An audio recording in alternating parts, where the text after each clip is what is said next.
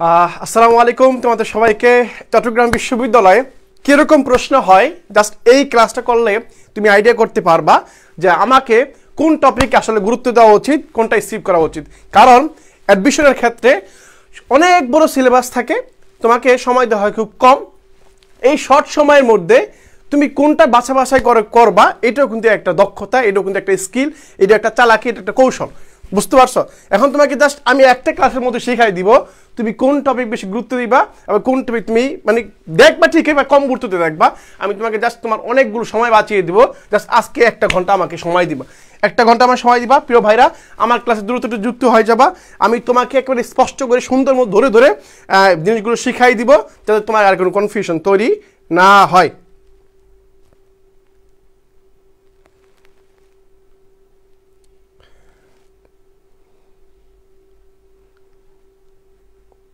এই তো চলে আসছো প্রিয় ভাইরা।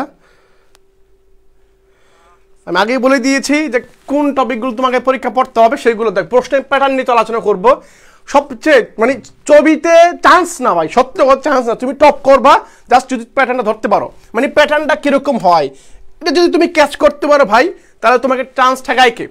আল্লাহ তাআলা তোমাকে অবশ্যই দিবে, জাস্ট একটু কৌশল হইতে হবে। কৌশল হইতে পারলে ভাই এগুলো ব্যাপার না। ওকে, দ্রুত প্রিয় ভাইয়ের একটু আমার সাথে দ্রুত যুক্ত হয়ে যাবা, ঠিক আছে?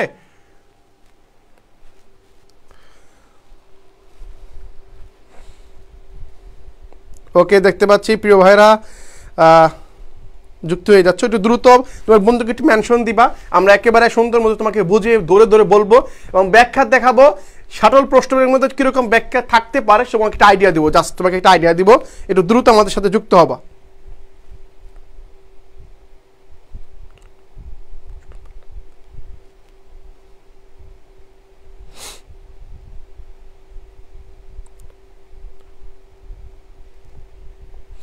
ওকে, ইতিমধ্যে অনেক শিক্ষার্থী আমার সাথে চলে আসছো। প্রিয় ভাইরা দেখো, আমি একেবারে তোমাকে আজকে যে ক্লাসটা তোমার জন্য করাবো, তোমাকে দেখাবো, তোমাকে শেখাবো, তোমাকে বুঝাবো যে তোমার আসলে কোন টপিক বেশি গুরুত্ব দিয়ে পড়া উচিত। আমি ইতিপূর্বে 2টা ক্লাস দিয়েছি, 2টা ক্লাসের মধ্যে বাংলা জিকে বোঝানোর চেষ্টা করেছি। আজকে তোমাকে জাস্ট জিকের প্রশ্নের প্যাটার্নটা, যারা বিশেষ করে ডি ইউনিটে দেখো খেয়াল করো, যারা বিশেষ করে ডি ইউনিটে পরীক্ষা দিয়ে ল পড়তে চাও, আবার বলতেছি যারা ডি ইউনিটে পরীক্ষা দিয়ে ল অথবা আইআর অথবা ইকোনমিক্স অথবা পাবলিক অ্যাডমিনিস্ট্রেশন, সোশিওলজি বলো বা লোক প্রশাসন বা পলিটিক্যাল সায়েন্স নিয়ে পড়তে চাও, ডি ইউনিটের সাবজেক্ট নামগুলো বললাম আর কি, এগুলো নিয়ে পড়তে চাও, তাদের জন্য আজকে ক্লাসটা খুব গুরুত্বপূর্ণ। মনে করো তুমি জিকে দেখাবা, কি দেখাবা? জিকে দেখাবা 20-এ 20 পাওয়া পানি, একেবারে পানি। হয় এখান থেকে 4টা সাম্প্রতিক প্রশ্ন আসবে যেটা আমি অনুমান করতে পারতেছি না, বাট সাম্প্রতিক ঘটনা ঘটলে তখন বলে দিতে পারবো। কিন্তু বাকি 16টা কোশ্চেন দেখবা 16টার মধ্যেই দেখবা এখান থেকে 6 থেকে 7টা কোশ্চেন তুমি রিপিট পাবা। বিশ্বাস করো ভাই, একটাও তোমাকে আমি ইনফ্লুয়েন্স করতেছি না, আমি তোমাকে যেটা বলছি সেটা সত্য এবং প্রমাণ সহ আছে। তোমরা যে বলো যে বিগত বছর প্রশ্ন রিপিট হয় না, আমরা দেখেছি রিপিট কয়টা হয়েছে। এই যে এই বছর যে পরীক্ষাটা হয়েছে, এই বছর পরীক্ষায় প্রশ্ন রিপিট হয়েছে। এই বছর যে প্রশ্নের প্যাটার্ন চেঞ্জ হয়েছে, কিন্তু এই বছরও প্রশ্নের প্যাটার্ন প্রশ্ন বিগত বছর থেকে 2টা হুবহু আসছে, 2টা কোশ্চেন হুবহু আসছে। যদি প্রমাণ দিতে পারো ভাইয়া, যদি কেউ বলো চ্যালেঞ্জ গ্রহণ করে বলো ভাইয়া কোন 2টা আসছে দেখান দেখি, আমি অবশ্যই ভিডিওতে এসে দেখাবো যে ভাই আসছে। বুঝতে পারছো? পরীক্ষায় সিউতে কোশ্চেন রিপিট হয়, জাস্ট একটু টেকনিক্যালি পড়তে পারলে এই বিশ্ববিদ্যালয়ে শুধু চান্স না, তুমি তোমার স্বপ্নের সাবজেক্ট নিয়ে পড়তে পারবা। প্রিয় চট্টগ্রামবাসী, যারা চট্টগ্রাম বিশ্ববিদ্যালয়কে ভালোবাসো, চট্টগ্রাম বাইরে যারা আছো, তারা এই বিশ্ববিদ্যালয়কে অনেক স্বপ্ন দেখো, এই বিশ্ববিদ্যালয়ে আসবা। তোমাদের জন্য স্বাগত জানাই আজকের ক্লাসে আমাকে সেই স্বপ্ন জায়গায় আসার জন্য খুব বেশি সহায়ক হিসেবে ভূমিকা পালন করবে, ঠিক আছে? ওকে, তাহলে আমি আমার ক্লাসে ফিরতেছি ভাই। দেখো, আমার ক্লাসের প্রথম প্রশ্ন হচ্ছে জাতীয় পতাকা দিয়ে। গত বছর পতাকা থেকে 2টা প্রশ্ন আসছে, দুইটা প্রশ্ন আসছে। একটা হচ্ছে আমাদের দেশের পতাকা, আরেকটা হচ্ছে আন্তর্জাতিক পতাকা, যে পতাকার বই শীর্ষ থেকে পরীক্ষা প্রশ্ন আসছে, পতাকার শীর্ষ থেকে পরীক্ষা প্রশ্ন আসছে, ঠিক আছে? এখন দেখো বলা হয়েছে বাংলাদেশের জাতীয় পতাকা দিবস কবে। দেখো দিবস, আমি গত ক্লাসে বলেছিলাম দিবস দেখো কি কোন দিবস থেকে পরীক্ষা প্রশ্ন আসে। আমি রেকর্ড ভিডিওতে বলেছিলাম কোন দিবস থেকে করতে হবে। যেমন দেখো বিশ্ব এইডস দিবস আসে, পরে মানবাধিকার দিবস, হ্যাঁ মানবাধিকার দিবস আসে পরীক্ষায়, এইডস মানবাধিকার, পরে হচ্ছে পরিবেশ দিবস, পরিবেশ পরিবেশ, পরে কি পরে আসে জাতিসংঘ দিবস, জাতিসংঘ দিবস কবে এটা পরীক্ষা আসে, পরে আন্তর্জাতিক মাতৃভাষা দিবস কবে এটা পরীক্ষায় প্রশ্ন আসে। ভাইয়া তোমার একবার সহজ মনে হবে, দেখবা তুমি এগুলো শুনছো, যে প্রশ্নগুলো পরীক্ষা আসছে এগুলো তুমি একবার কোনো না কোনো জায়গায় পড়ছো, কোনো না কোনো স্যারের মুখ থেকে শুনছো, সবগুলো এরকম প্রশ্ন তোমার কাছে মনে হবে। দেখো জাতিসংঘ দিবস কবে, মানবাধিকার দিবস কবে, বিশ্ব পরিবেশ দিবস কবে, নারী দিবস কবে, এবং শ্রমিক দিবস, বিশ্ব শ্রমিক দিবস কবে, এই যে দিবসগুলো কবে, আবার বাংলাদেশের পতাকা দিবস কবে, এই যে প্রশ্নগুলো, যে দিবসগুলো প্রতি বছর দেখবা একটা ঘুরে ফিরে আসে। বি নেটে আসছে বিশ্ব মানবাধিকার দিবস কবে, 10 ডিসেম্বর। আর ডি নেটে আসছে জাতীয় পতাকা দিবস কবে, একটা আসছে, বি নেটে আসছে আন্তর্জাতিক থেকে, আর ডি নেটে আসছে তোমার হচ্ছে বাংলাদেশ বিশ্ববিদ্যালয় থেকে আসছে। তাহলে প্রিয় ভাইরা তুমি যদি এগুলো ধরতে পারো, ক্যাচ করতে পারো, এইগুলো তোমার কাছে পান্তাবাত, এগের পান্তাবাতে মনে হবে, ধরবা গিলবা এরকম মনে হবে। তাহলে আমি তোমাকে আবার বলতেছি দিবস পড়বা এখন থেকে আস্তে আস্তে পড়ে নিবা, এখন থেকে শুরু থেকে আস্তে আস্তে পড়বা, আস্তে আস্তে শিখে নিবা, আস্তে আস্তে পড়বা। কেন পড়বা?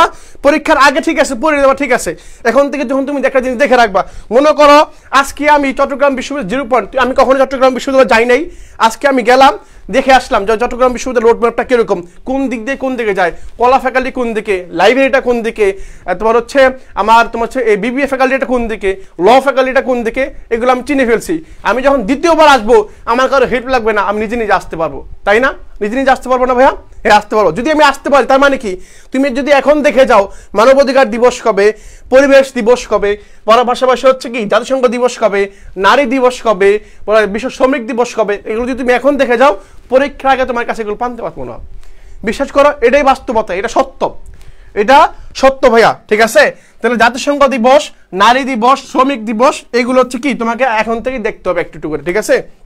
এখন তো দেখে রাখবা, প্রতিদিন চেষ্টা করবা কাগজ দিবস মুখস্থ করার জন্য। হ্যাঁ বন্ধু বান্ধবকে শুভেচ্ছা জানাবা, আজকে বিশ্ব মানবাধিকার দিবস, সামনে 10 ডিসেম্বর, 5 জুন, হ্যাঁ জুন মাসে পরিবেশ দিবস, হ্যাঁ 24 অক্টোবর, এই 24 অক্টোবর হচ্ছে জাতিসংঘ দিবস, বুঝতে পারছো? এই যে দেখছো মাঝে মধ্যে বন্ধু বান্ধবকে জানাবা, শুভেচ্ছা জানাবা যে এই দিবস শুভেচ্ছা, দেখবা আস্তে আস্তে এগুলো আয়ত্ত চলে আসবে। তোমরা ডিম দিবস জানো, হ্যাঁ তোমরা ডিম দিবস জানো, ভালোবাসা দিবস কবে সেটা জানো, হ্যাঁ এগুলো জানতে হবে, এগুলো তোমাকে জানতে হবে। ভালোবাসা দিবস কবে এটা পরীক্ষা আসে না, পরীক্ষা মতো এগুলো আসে, বুঝতে পারছো? ভালোবাসা দিবস কবে পরীক্ষা এটা আসবে না, পরীক্ষা আসবে এইটা, ঠিক আছে? এখন আসি ভাইয়া, এখন উত্তরটা কি হবে দেখি, কি উত্তর দিছো ভাইয়া, তোমরা কি উত্তর দিছো? হ্যাঁ তোমরা দিচ্ছ 8 মার্চ নারী দিবস।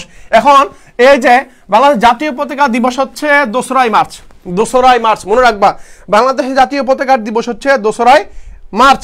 Okay clear. তাহলে উত্তর পাইছি ভাই, উত্তর পেয়ে গেছি। তাহলে আমি তোমাকে কি বললাম এই ক্লাস থেকে, এই প্রশ্নটা দেখানোর মানে হচ্ছে এটা, আমি তোমাকে শিখাই দিলাম, আমি তোমাকে ধরে দিলাম, তুমি দিবস, বিশ্বের বিভিন্ন দিবস থেকে, এই যে দিবস, হ্যাঁ এই দিবস থেকে পরীক্ষায় কোশ্চেন আসবে, তুমি দেখে যাবা, আর দেখে আসতে পারলে একটা নাম্বার তুমি কনফার্ম পাবা ইনশাল্লাহ, ঠিক আছে? এই যে দিবস পড়বা, দিবস কোন দিবস, এক হচ্ছে বাংলাদেশের যে ঘটনাগুলো আছে সেগুলো নিয়ে যে দিবসগুলো তৈরি হয়েছে, যেমন 36 জুলাই বা 5 আগস্ট, যেটা এরকম দিবস, এই বর্তমান সমসাময়িক যেগুলো হয়েছে এগুলো পড়বা। পাশাপাশি আন্তর্জাতিক যে দিবসগুলো আছে, মানে বহির্বিশ্বে সবাই পালন করে এই দিবসগুলোকে আন্তর্জাতিক দিবস বলা হয়, এগুলো একটু মনে রাখবা, আন্তর্জাতিক, হ্যাঁ আন্তর্জাতিক দিবসগুলো একটু মাথায় রাখবা। ওকে, একটা দেশের দিবস জাতীয় দিবস, একটা আন্তর্জাতিক দিবস। ওকে ঠিক আছে ভাইয়া। ওকে তারপর আসি, দেখো পরবর্তী প্রশ্ন আসি। দেখো এখন বলছে কি, কোন দেশের পতাকায় 4টি পাশ নেই, অর্থাৎ 4টি পাশ নেই মানে কি এটাকে বুঝতে হবে। দেখো এটা হচ্ছে আন্তর্জাতিক প্রশ্ন, বুঝতে পারছো? এটা কিন্তু বাংলাদেশের প্রশ্ন, এটা আন্তর্জাতিক প্রশ্ন। কি বলছে, কোন দেশের পতাকায় 4টা পাশ নাই, মানে কি 4টা পাশ বলতে কিরকম, যেমন দেখো বাংলাদেশের পতাকা কিরকম, এইভাবে না, বাংলাদেশের পতাকা কিভাবে এরকম না, বাংলাদেশের পতাকা হচ্ছে এরকম, মানে কি এই যে একটা পাশ, এই যে একটা পাশ, এই যে একটা পাশ, এই যে একটা পাশ, মানে 4টা পাশ আছে না ভাইয়া?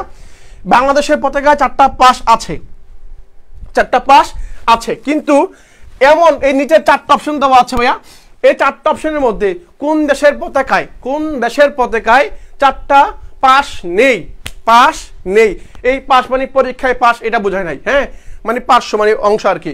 এই কোনটা দেশের মধ্যে নেই? এখন যদি এগুলো তোমাকে পারতে হয়, তোমার যারা খেলাধুলা দেখো, যারা ছেলে মানুষ যারা আছে তারা খেলাধুলা দেখে, তাদের হয়তো আইডিয়া আছে যে শ্রীলঙ্কার পতাকা দেখতে কিরকম, মালদ্বীপের পতাকা দেখতে কিরকম, ভুটানের পতাকা দেখতে কিরকম। যারা খেলাধুলা দেখে তারা হয়তো এগুলো পারবে, যাদের মানচিত্র সম্পর্কে জ্ঞান আছে তারা এগুলো দেখবে বা জানবে, ঠিক আছে? এখন দেখো কোন দেশের পতাকা 4টা পাশ নেই, তোমাকে দেখাই শ্রীলঙ্কার পতাকা দেখতে কিরকম। আমি তোমাকে বলার চেয়ে যদি তোমাকে চিত্র দেখাই, আমি তোমাকে বলছি শ্রীলঙ্কার পতাকা 4টা পাশ আছে, এর চেয়ে যদি আমি তোমাকে চিত্র দেখাই তাহলে সহজ মনে রাখতে পারবো। দেখো, খেয়াল করো, এই যে দেখো এটা কি পতাকা ভাইয়া, দেখতে পাচ্ছ? এই যে এটা হচ্ছে শ্রীলঙ্কার পতাকা। এখন দেখো তো শ্রীলঙ্কার পতাকার মধ্যে 4টা পাশ আছে কিনা ভাইয়া? শ্রীলঙ্কার পতাকার মধ্যে এই যে একটা পাশ, এই যে একটা পাশ, এই যে একটা পাশ, এই যে একটা পাশ, 4টা পাশ আছে। শ্রীলঙ্কার পতাকা শেষ। এখানে বলছে নেই, কোনটা নেই? যেটা নেই সেটা উত্তর, যেটা নেই সেটাই আমার উত্তর। তাহলে এখানে নেই, এখানে নাই, ঠিক আছে? এটা হচ্ছে 4 পাশ আছে। ওকে, পরবর্তী কি আছে দেখি। পরবর্তী হচ্ছে আমার এটা মালদ্বীপের, এটা হচ্ছে আমার মালদ্বীপের পতাকা, মালদ্বীপ, ঠিক আছে? এটা হচ্ছে আমার মালদ্বীপের পতাকা। খেয়াল করো, মালদ্বীপের পতাকার মধ্যে 4টা পাশ আছে, মালদ্বীপের পতাকার মধ্যে 4টা পাশ আছে। এই যে দেখো, একটা পাশ, 2টা পাশ, 3টা পাশ, 4টা পাশ পাইছো? ওকে, পেয়ে গেছো। 4টা পাশ আমার পাইছি, পেয়েছি। তাহলে পাইলাম মালদ্বীপ পাইলাম, তাহলে এটাও বাদ, এটাও বাদ। খেয়াল রাখবা পতাকাগুলো দেখতে কিরকম, খেয়াল রাখবা, একটু মনে রাখবা। পরবর্তীটা আসি, পরবর্তীটা কি? এই যে এটা হচ্ছে ভুটান। এটা কি ভাইয়া? এটা হচ্ছে আমার ভুটানের পতাকা, ভুটানের পতাকা, বুঝছো? এটা হচ্ছে আমার ভুটানের পতাকা। তাহলে এই যে ভুটান দেখতে কিরকম, 4 পাশ, 1 পাশ, 2 পাশ, 3 পাশ, 4 পাশ, 4টা পাশ পাইছি, হ্যাঁ পেয়েছি। এখন বাকি আছে কি? নেপাল। তাহলে নেপালের উত্তর, তাহলে নেপাল উত্তর। নেপালের পতাকা দেখতে কিরকম ভাইয়া একটু দেখান, ভাইয়া একটু দেখান নেপালের পতাকা দেখতে কিরকম। এই যে দেখো, এই যে ভদ্রলোক, এই যে নেপালের পতাকা, এটা হচ্ছে নেপালের পতাকা। দেখো তো, এই যে একটা অংশ, এই যে একটা অংশ, এই যে একটা অংশ, এটা কি 4টা অংশ আছে? 4টা অংশ আছে? নাই, এরকম 4টা, চতুর্ভুজ না, দেখুন চতুর্ভুজ না। তাহলে এটা হচ্ছে উত্তর। তাহলে এটা হচ্ছে নেপালের পতাকা, এটা হচ্ছে কি? নেপালের পতাকা, নেপালের পতাকা। পাইছো? এই যে তোমাকে শিখাই দিলাম সুন্দর মতো কিভাবে তুমি দেখবা, একেবারে বাস্তব দেখাই দিছি কোন পতাকা দেখতে কিরকম, ভুটানের পতাকা দেখতে কিরকম, মালদ্বীপের পতাকা দেখতে কিরকম, শ্রীলঙ্কার পতাকা দেখতে কিরকম, একেবারে লাইভ দেখাইলাম। হ্যাঁ, একেবারে লাইভ দেখাই দিলাম তোমাকে, সুন্দর মতো দেখাই দিলাম, ঠিক আছে? ওকে, দেখো তারপর আসি। তারপর হচ্ছে এটা হচ্ছে আমাদের টার্গেট সিউ ড্রিম বেচে যেটা আছে বি আর ডি ইউনিটের জন্য ক্লাস দিব এতটা, মানে বিডির জন্য যা যা লাগবে, আইকিউ বলো, বাংলা বলো, ইংলিশ বলো, জিকে বলো, সবগুলো আছে। পাশাপাশি দেখো তোমাকে দক্ষ করার জন্য লেকচার থাকবে, মডেল টেস্ট থাকবে, মানে প্রত্যেকটা লেকচারের পরে মডেল টেস্ট হবে, পাশাপাশি সাপ্তাহিক মডেল টেস্ট হবে। এখানে আমার পুরস্কার দেওয়া হবে, যেমন সেকেন্ড টাইমে পুরস্কার দেওয়া হচ্ছে, তখন আমার পুরস্কার দেওয়া হবে, হয়তো পুরস্কারের মধ্যে চেঞ্জ আসবে। মেগা মডেল টেস্ট থাকবে, পাশাপাশি মাসিক মডেল টেস্ট যেগুলো থাকে তোমার পুরস্কার ঘোষণা করা হবে আর কি। এটা হচ্ছে টার্গেট সিউট বি, যারা ভর্তি হচ্ছে একটা পেজ, একটা মেসেজ দিবা ভাইয়া। ওকে, পরে আসি। দেখো বাংলাদেশের সবচেয়ে দীর্ঘস্থায়ী পরীক্ষাটা আসছে, এটা গত বছর লাইভ ক্লাসে করাইছি, এটা আসছে পরীক্ষায়, গত বছর লাইভ ক্লাস করাইছিলাম আর কি। যারা করছো, যারা সেকেন্ড টাইমে আছো, চান যাদের হয় নাই তাদের হয়তো মনে আছে তোমাদের। বাংলাদেশ সবচেয়ে দীর্ঘস্থায়ী রাজবংশের নাম কি? আগে প্রশ্নটা বুঝতে হবে, আগে প্রশ্নটা বুঝতে হবে, তাহলে তুমি বুঝতে পারবা। দেখো দীর্ঘস্থায়ী মানে কি? দীর্ঘস্থায়ী মানে সবচেয়ে বেশি, সবচেয়ে বেশি শাসন করেছে। এখন যদি প্রশ্ন করা হয় বা বাংলাদেশের ক্ষেত্রে, বাংলাদেশের সরকার ব্যবস্থায় সবচেয়ে বেশি এককভাবে একবারে, মানে এককভাবে একবারে এককালীন শাসন করেছে কে? সেটা হচ্ছে সাবেক প্রধানমন্ত্রী শেখ হাসিনা, বুঝছো? উনি শাসন করে গেছে। তাহলে ঠিক একইভাবে মানে ওই প্রাচীন রাজবংশের সময় বাংলাদেশ, মানে প্রাচীন বাংলায় তোমার হচ্ছে আগে, অনেক আগে 5টা রাজবংশ ছিল। কয়টা? 5টা। কি কি ভাইয়া? আমি বলে দিচ্ছি তোমাকে, খেয়াল রাখো। প্রাচীন বাংলায় মানে আমাদের যে জন্মের আগে, তোমাদের জন্মের আগে রাজবংশ ছিল। রাজবংশের মধ্যে একটা ছিল মৌর্য বংশ। কি বংশ ভাইয়া? একটা হচ্ছে মৌর্য বংশ, হ্যাঁ মৌর্য বংশ। তারপর হচ্ছে কি গুপ্ত বংশ। কি বংশ ভাইয়া? বলেছে গুপ্ত বংশ। এই বংশের নাম যেমন আমরা বলি চৌধুরী বংশ, হ্যাঁ এই রাজবংশের নাম আর কি। মৌর্য বংশ, গুপ্ত বংশ, পরে কি গৌর বংশ, কি গৌরী বংশ, হ্যাঁ। তারপর হচ্ছে কি, পরে হচ্ছে পাল, 4 নম্বর হচ্ছে কি পাল বংশ, এন্ড দেন হচ্ছে সেন বংশ। কি বংশ? সেন বংশ। সিকোয়েন্স, প্রথম 1 নম্বর হচ্ছে মৌর্য বংশ, 2 নম্বর হচ্ছে গুপ্ত বংশ, 3 নম্বর হচ্ছে গৌরীয়, 4 নম্বর হচ্ছে পাল, 5 নম্বর হচ্ছে সেন। এই 5টা বংশ, এই 5টা রাজবংশ তৎকালীন সময় দীর্ঘদিন ধরে বাংলাকে শাসন করেছে। এই 5টার মধ্যে সবচেয়ে বেশি শাসন করেছে কে? উত্তর আসে কাজে জানো? উত্তর আসে পাল বংশ। কি বংশ? এই পাল বংশ। কি বংশ? পাল বংশ। প্রায় প্রায় 400 বছর, মানে 400 বছর পুরো হয় নাই, মানে প্রায় 400 বছর ধরা হয় আর কি। প্রায় 400 বছর, চিন্তা করছো, প্রায় 400 বছর এই পালরা বাংলাকে শাসন করে। প্রায় 400 বছর বাংলাকে শাসন করে কারা? তোমার হচ্ছে এই যে পাল বংশরা। এই বাংলাদেশে যত বৌদ্ধ বিহার আছে সবগুলো নির্মাণ হয়েছে এই পাল আমলে। কোন আমলে? পাল আমলে। আবার মনে রাখবা, বৌদ্ধ মানে বাংলাদেশে যত বৌদ্ধ বিহার আছে সবগুলো নির্মিত হয়েছে এই পাল আমলে। কোন আমলে? এই পাল আমলে, এটা মনে রাখবা। ওকে, তাহলে দেখো পরে আসি। তাহলে কি? পাল বংশ। এখন ব্যাখ্যাটা দেখি, সাধারণ প্রশ্নের মধ্যে ব্যাখ্যাটা কিরকম দেওয়া আছে। এই যে ব্যাখ্যাটা এরকম দেওয়া আছে, ব্যাখ্যাটা ঠিক এরকম দেওয়া আছে, খেয়াল করো। এখানে বংশ বা যুগ দেওয়া আছে, এখানে বংশ দেওয়া আছে। কোন বংশ? এর শাসনকাল কত থেকে কত লেখা আছে এখানে। এদের রাজধানী কি ছিল, কোন বংশের রাজধানী কি ছিল এখানে দেওয়া আছে, এবং তারা মোট কত বছর শাসন করেছে স্পষ্ট করে এখানে ভেঙে দেওয়া হয়েছে এখানে। দেখি যেটা একটু বলছিলাম, পাল বংশ। এই পাল বংশ রাজধানী শাসন করেছে 374 বছর। 374 বছর, তার মানে প্রায় 400 বছর। বুঝতে পারছো? তাহলে পাল বংশ এখানে সবচেয়ে বেশি শাসন করছে কারা? 374 বছর, মানে সবচেয়ে দীর্ঘস্থায়ী রাজবংশ কোনটা? এই পাল বংশ। তাহলে এবার উত্তর করতে পারবা না ভাইয়া? এবার কিন্তু পারবা। ওকে, তাহলে পাইছো ভাইয়া? আশা করি এটা বুঝতে পারছো। এইভাবে সুন্দর মধ্যে ব্যাখ্যাগুলো দেওয়া পাবা সাধারণ প্রশ্নের মধ্যে। ঠিক আছে, কাজ একবারে শেষ, প্রেসে যাবো, বই ছাপাবো, তোমাদেরকে পাঠাই দেবো ইনশাল্লাহ। ওকে, পরে দেখো, পরে আসি দেখি পরে কি বলছে। মানব শরীরে ডেঙ্গু, কি ভাইয়া? ডেঙ্গু রোগের সংক্রমণ ঘটে কোন মশকির, নট মশা। একটা জিনিস শুনলে তুমি অবাক হবা, পৃথিবীতে যত মশাই আছে, এই যে আমাদের কামড়া, আমরা মারি, ঠাস করে মারি, হ্যাঁ, একটা মশা, পুরুষ মশাও নাই। এই যে এত কামড়ায়, এত দুষ্ট, মানে কানের মধ্যে ঢোকে, নাকের মধ্যে ঢোকে, মাঝে মধ্যে কোন জায়গায় ঢুকে যায়, ও নিজেও বোঝে না যে কোন জায়গায় ঢুকছে হয়। এই যে মশা যেগুলো ঢুকে, এগুলো সব মহিলা মশা, মেয়ে মশা।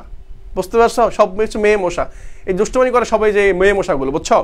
মেয়ে মশাগুলো দুষ্টমানি করে। এই যে মশকের কামড়, এখানে বলা নাই মশার কামড়, এটা হবে মশকির কামড়। বুঝতে পারছো? মশকি কামড়ায়, থাবড়ায়, নাকে ঢোকে, ব্যয় ব্যয় করে, বুঝছো? এই যে এটা হচ্ছে মেয়ে মশা। মানে পৃথিবীতে যত মানে মশাগুলো যত কামড়ায়, এগুলো সব মেয়ে মশা। এগুলো কি? সব মেয়ে মশা। এই যে কামড়ায়, এটা কি? কোন মশা? এডিস অ্যালবোপিক্টাস নাকি ডেঙ্গু এডিস, নাকি বলছে এডিস ইজিপ্টি, নাকি কোনোটাই নয়। এখন একটু ব্যাখ্যা আসবে একটু পরে, ব্যাখ্যা আসলে তোমাকে দেখাবো ব্যাখ্যাগুলো আসলে কিরকম। দেখো, খেয়াল করবা এবং বুঝতে পারো, প্রত্যেকটা জিনিস তোমার কাছে ইজি মনে হবে এবং সহজ এবং সুন্দর মনে হবে। দেখো, এখন ডেঙ্গু ইজিপ্ট, এখন উত্তর যেটা হবে সেটা আসলে কেন হয়, কি হয়, এবং তুমি কিভাবে বুঝবা তোমার ডেঙ্গু হয়েছে, লক্ষণগুলো কি। লক্ষণগুলো থেকে পরীক্ষায় প্রশ্ন আসতে পারে, অথবা এরকম হইতে পারে নিচের কোনটা এডিস ইজিপ্টের লক্ষণ নয়, পরীক্ষায় আসতে পারে। এখন তোমাকে সবগুলো দেখাই, দেখো তোমাকে সবগুলো দেখাবো, এখন সবগুলো লেখা সুন্দর মতো। দেখো, এডিস ইজিপ্ট হলো এমন একটা মশা যা ডেঙ্গু জ্বর, চিকুনগুনিয়া, জিকা জ্বর, পড়ছে মায়ারো জ্বর এবং পিত জ্বর, বা যেটাকে হলুদ জ্বর বলে আর কি আমরা, রোগের জীবাণু ছড়াতে পারে। তাহলে এই যে এডিস ইজিপ্টি, এই যে মশাটা, এই এমন একটা মশা যেটা ডেঙ্গু ছড়ায়, চিকুনগুনিয়া ছড়ায়, জিকা এটা ছড়ায়, পরে কি পিত জ্বর ছড়ায়, মানে হলুদ জ্বর ছড়ায়। এটা হচ্ছে কি ভাইরাসটা হচ্ছে এই যে এডিস ইজিপ্টি। এখন আসি, মশাটির পায়ে সাদা চিহ্ন এবং তার বক্ষ স্তরে উপরের পৃষ্ঠে লিরুর আকারে অঙ্কিত থাকে, যে সাদা সাদা মশা, দেখো পাগুলো সাদা সাদা থাকে, এরকম পাগুলো, হ্যাঁ, সাদা সাদা থাকে এরকম মশা। ঠিক আছে, ওকে। পরে দেখো, এই জ্বর, এই মানে তোমার যদি ডেঙ্গু হয়, লক্ষণগুলো কি, মানে এই যে মশা এডিস ইজিপ্টি, এই মশাটা যদি তোমাকে কামড়ায়, এই মেয়ে মশাটা যদি তোমাকে কামড়ায়, তাহলে তুমি কিভাবে বুঝবা তোমার ওই মশার কারণে, কামড়ের কারণে এগুলো হয়েছে। জাস্ট কিছু লক্ষণ দেখো। হঠাৎ উচ্চ জ্বর 104 ডিগ্রি ফারেনহাইট, 104 ডিগ্রি যখন হয়ে যাবে, হঠাৎ হয়ে গেছে, এই যে 104 ডিগ্রি। ঠিক আছে, পরে দেখো মাথা ব্যথা, বিশেষ করে চোখের পিছনের অংশ ব্যথা করবে, বিশেষ করে চোখের পিছনের অংশ কি করবে? ব্যথা করবে। পরে দেখো হাড় ও ঘাটে ব্যথা, যার কারণে একে কি বলে ব্যাকবোন ফিভার, এরকম বলা হয় আর কি। দেখো, হাড়ে ও ঘাটে ব্যথা করবে। পরে দেখো বমি ভাব হবে। পুরো চামড়ার নিচে রেশ বা ফুসফুসে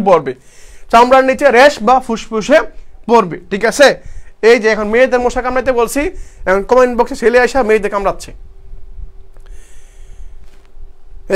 কমেন্ট বক্সে মেয়েদের কামড়াকামড়ি বাদ দাও, ওরা তো সারাদিন আমাদের রাতে বলে কামড়ায়, জঙ্গলে কামড়ায়, সব জায়গায় কামড়ায়, বাট তোমরা এখন কামড়ায়ও না। ওকে, দেখো খেয়াল করো, পরে খেয়াল করো, দেখো এটা হচ্ছে আমার কি এডিস এজেক্টি মশা, যার কারণে চিকুনগুনি হয়।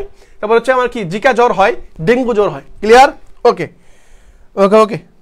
পরে দেখো পরে এটা হচ্ছে সিইউসি ইউনিটের জন্য, মানে সিইউসি ইউনিট তোমাদের দুটাকে দেখাইছি না যে এটা প্রশ্ন প্যাটার্ন সহজ, বা যার জিপি আছে, যার কোয়ালিটি আছে, যার রিকোয়ারমেন্ট ফুলফিল হয়েছে, সি ইউনিটের পরীক্ষা অবশ্যই দিবা।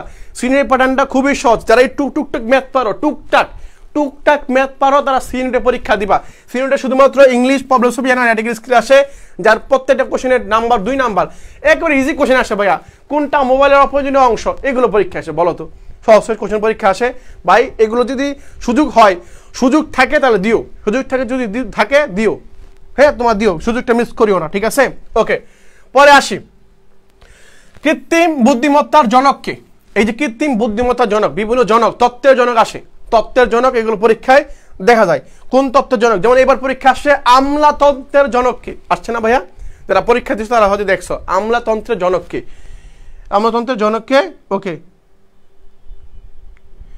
ওকে ওকে, ঠিক আছে। তাহলে কৃত্রিম বুদ্ধিমত্তার জনককে, কৃত্রিম বুদ্ধিমত্তার জনককে দেখো, ফিশার আডা, ফিশার আডা নট আটা, হ্যাঁ আডা।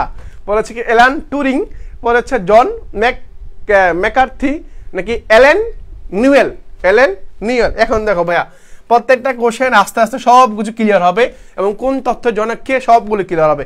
উত্তরটা বলে দিচ্ছি, উত্তরটা হচ্ছে সি নাম্বারটা, কৃত্রিম বুদ্ধিমত্তার জনককে। উত্তর হচ্ছে আমার জন ম্যাকার্থি, হ্যাঁ ম্যাকার্থি, সাম্প্রতিক থেকে পরীক্ষাটা ৭৪ সময় আসছে আর কি। এখন ভাইয়া দেখো, এখন একটু খেয়াল করো, এই যে দেখো জনক আর হচ্ছে কি তত্ত্ব জনক কে আছে, দেখো কৃত্রিম বুদ্ধিমত্তা যেটাকে আমরা এআই বলি, যেটাকে আমরা কি বলি এআই বলি, জনক হচ্ছে কে? John McCarthy. এরপর দেখি আপেক্ষিকতা তত্ত্ব, আপেক্ষিকতা তত্ত্ব আলবার্ট আইনস্টাইন। পরে দেখি অভিভাষণ তত্ত্ব আর ডেসপার্ট। পরে কি উৎকর্ষ তত্ত্ব চার্লস ডারউইন। বস্তুতত্ত্ব কার্ল মার্কস, বস্তুতত্ত্ব কার্ল মার্কস।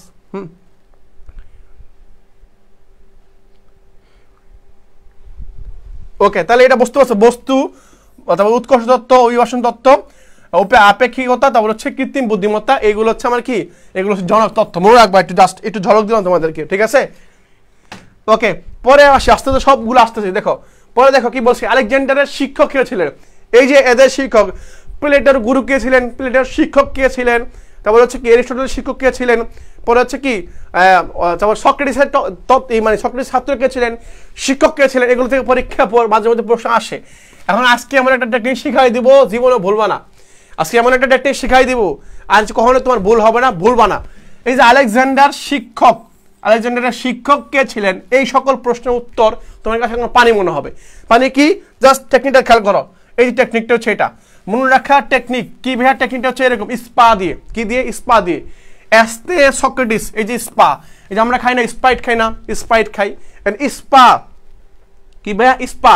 দেখো এই যে স্পা যেটা আছে, স্পা দিয়ে মনে রাখবো আমরা, জাস্ট এস্তে সক্রেটিস, পিতে প্লেটো, এতে এরিস্টটল, এতে আলেকজান্ডার। এখন এই যে spa, Socrates, Plato, Aristotle, Alexander, এই চারটা দেখলাম। এখন মনে রাখবা, আলেকজান্ডারের শিক্ষক হচ্ছে এরিস্টটল, এরিস্টটলের শিক্ষক হচ্ছে প্লেটোর শিক্ষক হচ্ছে সক্রেটিস। আবার আসি, সক্রেটিস ছাত্র হচ্ছে প্লেটোর ছাত্র হচ্ছে এরিস্টটল, আর এরিস্টটলের ছাত্র হচ্ছে আমার কি? আলেকজান্ডার। তাহলে স্পা দিয়ে মনে রাখবা, জাস্ট শুধুমাত্র স্পা দিয়ে মনে রাখতে হলে এটা শেষ। ওকে, স্পা দিয়ে মনে রাখবা, জাস্ট শিখাই দিলাম আমি তোমাদেরকে। পরবর্তী আসি, নিচের কোন দেশটি আসিয়ান এর সদস্যভুক্ত নয়? নিচের কোন দেশটা আসিয়ান সদস্যভুক্ত নয়? আসিয়ান মানে কি? আসিয়ান মানে হচ্ছে সহজ ভাষা হচ্ছে দক্ষিণ পূর্ব এশিয়ার যে দেশগুলো আছে, এই দেশগুলো হচ্ছে দক্ষিণ পূর্ব এশিয়া, মানে আসিয়ান বলা হয় আর কি। ইংলিশে বলা হয় আসিয়ান, আর বাংলায় বলা হয় দক্ষিণ পূর্ব এশিয়ার দেশ, ঠিক আছে? এখন দক্ষিণ পূর্ব এশিয়ার মানচিত্রের মধ্যে তুমি যাবা, এশিয়া মহাদেশের দক্ষিণ পূর্ব দিকে যে দেশগুলো আছে এগুলোকে বলা হয় আসিয়ান দেশ। এখন দেখো তো দক্ষিণ পূর্ব দিকে কোন দেশগুলো আছে? ফিলিপাইন আছে, হ্যাঁ। জাস্ট মনে রাখার উপায়টা কি বলছিলাম জানি তোমাদেরকে? আমি তোমাদের শিখাইছিলাম ড্রিম বেচে, এবং তার সেকেন্ড টাইম গোল্ডেন বেচে শিখাইছিলাম যে এমটিভিতে কি দেখলে? ফিল্ম দেখলে, ফিল্ম এমটিভিতে ফিল্ম দেখলে কি হবে না, বিসিএস হবে না। এম মানে কি, এম মানে মায়ানমার, টিতে থাইল্যান্ড, বিতে নাম, এফতে ফিলিপাইন, আইতে ইন্দোনেশিয়া, তারপর এলতে কি, এলতে লাউস, এমতে মায়ানমার, বিতে হচ্ছে আমার কি, বিতে ব্রুনাই, সিতে কম্বোডিয়া, এসতে সিঙ্গাপুর, এসতে হচ্ছে আমার কি সিঙ্গাপুর। তার মানে বাকি রইল কোনটা, চীন নাই, তাহলে চীন নাম আমি বলি নাই, চীনের নাম বলি নাই কিন্তু আমি বলি না, তার মানে এটা উত্তর নয়। কোনটা উত্তর হচ্ছে চীন।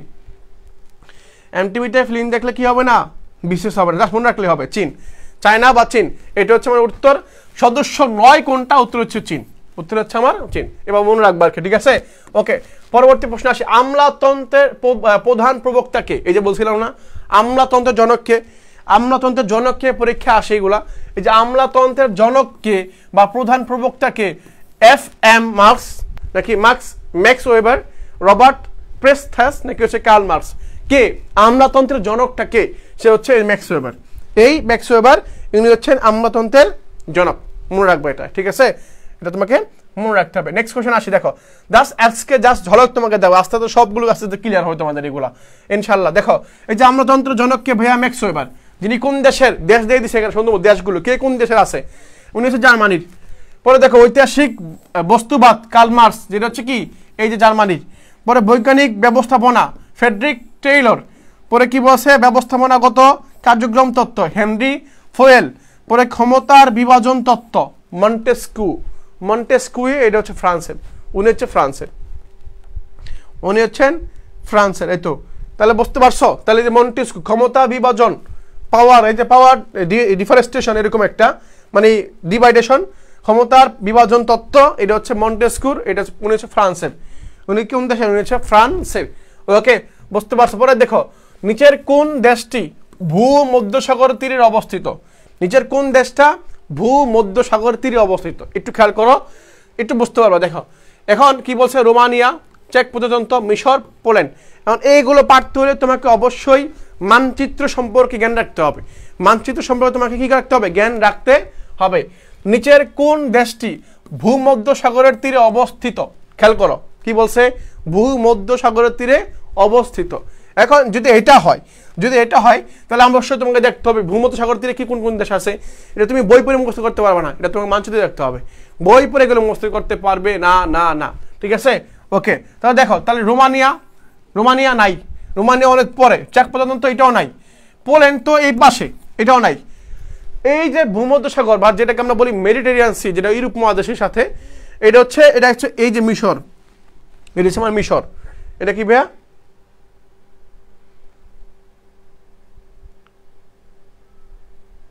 ওকে ভাইয়া, তাহলে বুঝতে পারছো, তাহলে কি এটা উত্তর হচ্ছে আমার মিশর, এটা উত্তর কি, এটা উত্তর হচ্ছে আমার মিশর। মিশর হচ্ছে ভূমধ্যসাগর তীরের অবস্থিত। ওকে, পরবর্তী প্রশ্ন হচ্ছে এটা কি বলছে, সানা, কি বলছে সানা। এই সানা কোন দেশের সংবাদ সংস্থা? পরীক্ষা আসছে বিগত বছরও এরকম সংস্থা থেকে, সংবাদ মাধ্যম থেকে পরীক্ষা প্রশ্ন আসতে দেখা যায়, বি কেয়ারফুল। এই সানা বলছি, এই সংবাদ সংস্থা বলো, সংবাদ মাধ্যম বলো, গোয়েন্দা সংস্থা বলো, এগুলো থেকে পরীক্ষা প্রশ্ন আসে। এই যে আসছে একটা, আগামী বছর দেখবে এরকম একটা রিলেটেড প্রশ্ন তোমার আসছে। এই সানা কোন দেশের? এটা কি ইয়েমেন, সিরিয়া, সৌদি আরব নাকি ইরাক, কোন দেশের? ওকে, এটা ওকে, তাহলে দেখছো, তাহলে এই যে সানা কোন দেশের, জাস্ট একটু টেকনিক দিয়ে দেখাই দিই। দেখো কোনটা কোন দেশের সমুদ্র মানে সংস্থা, হ্যাঁ দেখো সংবাদ সংস্থার নাম দেখো, রয়টার্স হচ্ছে কোন দেশের? যুক্তরাজ্যের। এপি মানে অ্যাসোসিয়েট প্রেস, এপি এটা কোন দেশের? এটা হচ্ছে মার্কিন যুক্তরাষ্ট্রের। পরে দেখি এএফপি, এই যে ভাইয়া এই যে দেখো পেস্ট লাগাবে এখানেই, একটা হচ্ছে এপি, একটা কি, একটা হচ্ছে এপি, আর একটা হচ্ছে এএফপি মানে কি, এজেন্স ফ্রান্স প্রেস, এএফপি এটা হচ্ছে ফ্রান্সের। পরে কি চিংহু নিউজ এজেন্সি, দেখো কি চিনহুয়া নিউজ এজেন্সি, চিনহুয়া। এই যে ইয়াংশি কিং কাং কুং ম্যাং বলছিলাম না তোমার হচ্ছে 1900 থাকলে সেটা চীনা শব্দ। এই যে চিনহু নিউজ এজেন্সি, এটা হচ্ছে চীনের। এটা কোন দেশের? চীনের। এই যে সানা মানে কি, সিরিয়ান আরব নিউজ এজেন্সি। সানা মানে হচ্ছে সিরিয়ান আরব নিউজ এজেন্সি। এটা কোন দেশের? সরি, এটা ভুল আসছে, দক্ষিণ কোরিয়া না, এটা উত্তর ভুল আসছে, এটা হচ্ছে আমার সিরিয়া হবে। হ্যাঁ সিরিয়া, এটা হচ্ছে সিরিয়া। বুঝতে পারছো? এটা হবে কি ভাইয়া? সিরিয়া হবে, মনে রাখবে। এটা হচ্ছে কি? এটা হচ্ছে আমার সিরিয়া।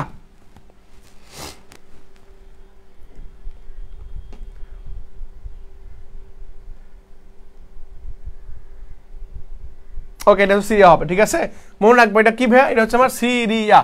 ওকে, বুঝতে পারছো? ধরতে পারছো ভাইয়া?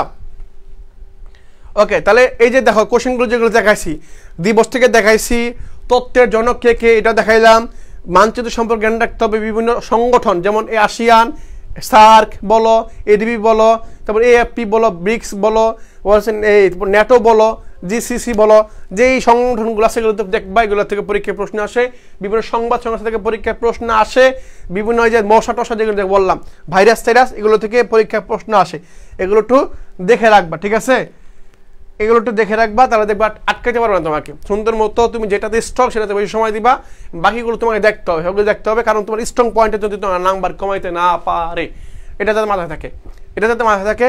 আর আমাদের এই বেচ খুব শীঘ্রই শুরু হবে, নেক্সট যে বেচটা আছে, তোমরা যারা যুক্ত হতে চাও জাস্ট আমাদের পেজে একটা মেসেজ দিবা যে ভাই যুক্ত হতে চাই, আমরা ব্যবস্থা করে নেবো তোমাদেরকে, ঠিক আছে ভাইয়া? ইনশাল্লাহ তোমাদের সাথে আবার পরবর্তী ক্লাসে দেখা হবে, কথা হবে, সাক্ষাৎ হবে।